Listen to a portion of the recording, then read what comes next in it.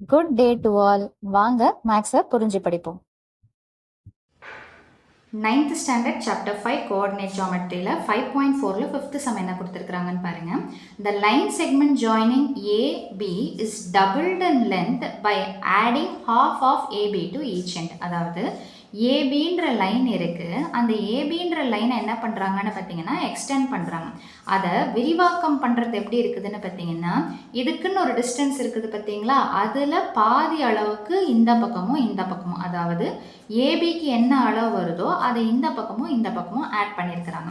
So இப்போ அவங்க கேட்குறது என்னென்னா, இப்போ புதுசாக இங்கே ஒரு பாயிண்ட்டு இங்கே ஒரு பாயிண்ட்டுன்னு வருது இல்லைங்களா, அந்த பாயிண்ட்டு என்ன அப்படின்றது தான் கொஸ்டின். ஸோ இதுக்கு நம்ம யூஸ் பண்ணக்கூடிய கான்செப்ட் பார்த்தீங்கன்னா, நம்ம ரேஷியோ கான்செப்டை யூஸ் பண்ண போகிறதில்ல, மிட் பாயிண்ட் ஃபார்மேட்டை யூஸ் பண்ண போகிறோம். மிட் பாயிண்ட் நடுப்புள்ளிக்கு என்ன ஃபார்முலா அப்படின்னு பார்த்தீங்கன்னா, x1 + x2/2, y1 + y2/2.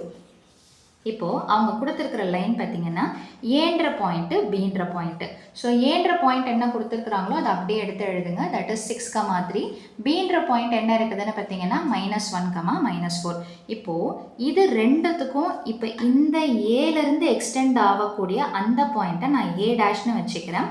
அதே மாதிரி பியிலேருந்து இதில் பாதின்னு சொல்கிறாங்க இல்லைங்களா, ஸோ அப்போ அந்த எக்ஸ்டென்ஷன் பாயிண்ட்டை நான் B' வச்சுக்கிறேன். ஸோ இது ஆப்வியஸாக என்னென்னு வந்துடும்னு பார்த்தீங்கன்னா x1 y1, இது x2 y2ன்னு வந்துடும். ஸோ நான் இந்த A' x3 y3னும் இந்த B' x4 y4னும் நம்மளோட அசம்ஷனுக்காக வச்சுக்கிறோம். ஃபஸ்ட்டு நம்ம எதை கண்டுபிடிக்கணும்னு பார்த்தீங்கன்னா, இந்த நடுவில் இருக்குது பார்த்தீங்களா, அதை ஃபஸ்ட்டு கண்டுபிடிப்போம். அதாவது ஒரிஜினல் பாயிண்ட்ஸ் கொடுத்துருக்குறாங்க, அந்த ஒரிஜினல் பாயிண்ட்டுக்கு உண்டான லைனுடைய மிட் பாயிண்ட்டை நம்ம கண்டுபிடிக்க போகிறோம். ஸோ அப்போ மிட் பாயிண்ட் எதோடைய மிட் பாயிண்ட்டு, ஏக்கும் பிக்கும் இருக்கக்கூடிய மிட் பாயிண்ட்டை நம்ம கண்டுபிடிக்க போகிறோம்.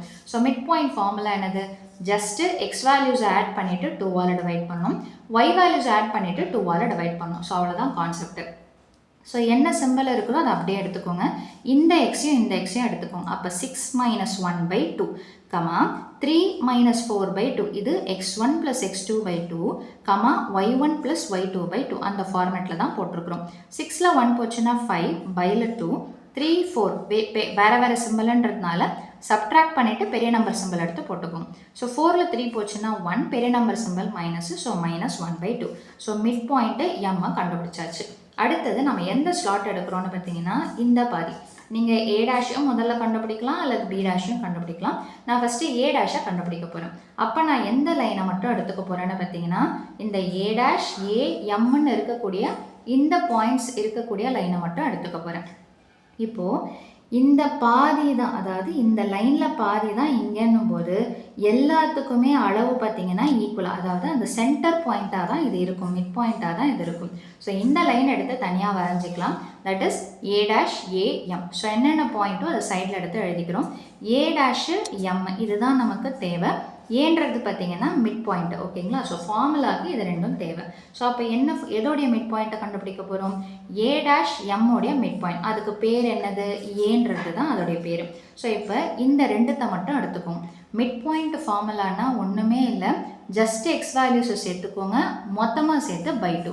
அதே மாதிரி ஒய் வேல்யூஸை சேர்த்துக்கோங்க, மொத்தமாக சேர்த்து /2. ஏன் அந்த மொத்தன்ற வார்த்தையை இன்சிஸ்ட் பண்ணுறேன்னா, இங்கே ஒரு /2 இருக்கிறதுனால நீங்கள் அவசரத்தில் என்ன பண்ணிடலாம் அப்படின்னு பார்த்தீங்கன்னா, இந்த ஹோல் டிவைடட் பை 2 போடுறதுக்கு மறந்துடுவீங்க. இப்போ இங்கே பாருங்கள், x3 + 5/2 எடுத்து எழுதியாச்சுங்களா. ஃபார்முலா படி x1 + x2, அந்த x1 x2ன்றது எப்படி வேணாலும் மாற்றிக்கலாம். ஸோ இந்த ரெண்டுத்தையும் ஆட் பண்ணிட்டோமா, ஃபார்முலாவில் ஒரு 2 இருக்குது இல்லைங்களா. ஸோ இங்கே பார்த்தீங்கன்னா ஃபார்முலாலன்னு சொல்லிட்டு ஒரு 2 இருக்கும், அந்த 2வை மறக்கக்கூடாது. ஸோ அந்த 2 நம்ம என்ன நினச்சிருவோம் அப்படின்னு பார்த்தீங்கன்னா, அதுதான் இந்த 2 நினச்சிட்டிங்கன்னா மொத்தமாகவே தப்பாக போயிடும். ஸோ அப்போ ஹோல் டிவைடட் பை 2. அடுத்தது பார்த்தீங்கன்னா y3யும் -1/2வையும் சேர்த்துருங்க, ஹோல் டிவைடட் பை 2. இப்போ ஏன்ற பாயிண்டில் என்ன இருக்குதோ அதை அப்படியே எடுத்து எழுதிக்கோங்க. ரொம்ப சிம்பிள்.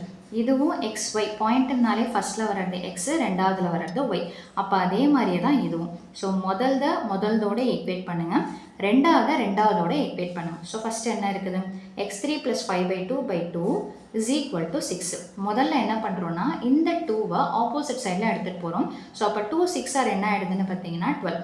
x3 தானே வேணும். ஸோ பக்கத்தில் இருக்கிற இந்த 5/2வை அடுத்த பக்கம் எடுத்துகிட்டு போகும்போது என்னவா மாறும்னு பார்த்தீங்கன்னா -5/2. நிறைய பேர் இதில் கன்ஃபியூஸ் பண்ணிப்பீங்க. 2வையும் 12ஐயும் கேன்சல் பண்ணுவீங்க, பண்ணக்கூடாது. மல்டிப்ளிகேஷன் டிவிஷன் இருந்ததுன்னா நீங்கள் தாராளமாக பண்ணலாம். எப்போ அடிஷன் சப்ட்ராக்ஷன் வந்துருச்சோ ஒன்று கிராஸ் மல்டிப்ளிகேஷன் அல்லது டினாமினேட்டர்ஸ் காமன், அந்த கான்செப்டை மட்டும்தான் நீங்கள் யோசிக்கணும். அப்போ இதை கிராஸ் மல்டிப்ளை பண்ணுறோம். ஸோ 2 12s are 24, மீதி -5 whole divided by 2. Cross multiply பண்ணியாச்சுன்னா ஹோல் பை 2ன்னு சொல்லிட்டு போட்டுடலாம். 24ல் 5 போச்சுன்னா 19/2, கேன்சல் பண்ண முடியாது. ஸோ இதுதான் எதோடைய வேல்யூன்னு பார்த்தீங்கன்னா x3 உடைய வேல்யூ. அதே மாதிரி எதை ஈக்குவேட் பண்ணலாம், செகண்டுக்கு second equal, that is y3 - 1/2 whole divided by 2 is equal to 3. முதல்ல இந்த ஹோலாக இருக்கிற 2 ஆப்போசிட் சைடில் எடுத்துகிட்டு போங்க. ஸோ 3யும் கீழே இருக்கிறது மேலே போச்சுன்னா மல்டிப்ளிகேஷன் ஆகும். ஸோ அப்போ 2 3s are என்ன வந்துடும்னு பார்த்தீங்கன்னா 6. இந்த -1/2 அடுத்த பக்கம் எடுத்துகிட்டு போனீங்கன்னா +1/2. இப்போ அகெயின் 2 3s are 6ன்னு கேன்சல் பண்ணாதீங்க, ஏன்னா இது மல்டிப்ளிகேஷன் கிடையாது, அடிஷன். ஸோ அப்போ கிராஸ் மல்டிப்ளை பண்ண போகிறோம். So 2 6 are 12 + 1. இப்போ நீங்கள் கிராஸ் மல்டிப்ளை பண்ணிட்டீங்கன்னா ஹோல் டிவைடட் பை 2ன்னு சொல்லிட்டு போட்டுக்கலாம். ஸோ அப்போ 12 + 1 என்ன வந்துடும்னு பார்த்தீங்கன்னா 13/2. இது y3 உடைய வேல்யூ. அப்போ a' உடைய பாயிண்ட்டை நம்ம கண்டுபிடிச்சாச்சு. ஃபஸ்ட்டு x பாயிண்ட்டை தான் எடுத்து எழுதணும், அடுத்தது y பாயிண்ட்டை தான் எடுத்து எழுதணும். ஸோ இது ஒரு இதோடைய ஆன்சர். அதே மாதிரி நம்ம எந்த சைடை கண்டுபிடிக்கணும்னு பார்க்கலாம். ஸோ இப்போ இந்த நெக்ஸ்ட் சைட் லைனை பார்த்தீங்கன்னா இந்த எண்டு பார்த்தீங்கன்னா நம்ம b' எக்ஸ்டெண்ட் பண்ணியிருக்கிறோம்.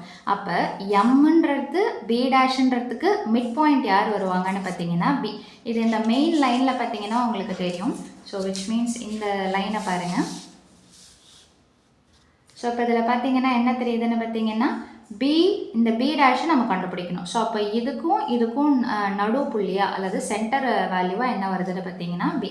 ஸோ இந்த டயக்ராமை மட்டும் நம்ம தனியாக எடுத்து இந்த இடத்துல வரைஞ்சிருக்கிறோம். ஸோ விச் மீன்ஸ் என்ன அப்படின்னு பார்த்தீங்கன்னா b'-க்கு மிட் பாயிண்ட் என்ன வரும்னு பார்த்தீங்கன்னா b.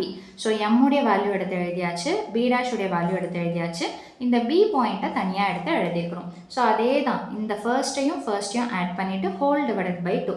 So 5/2 + x4 whole divided by 2.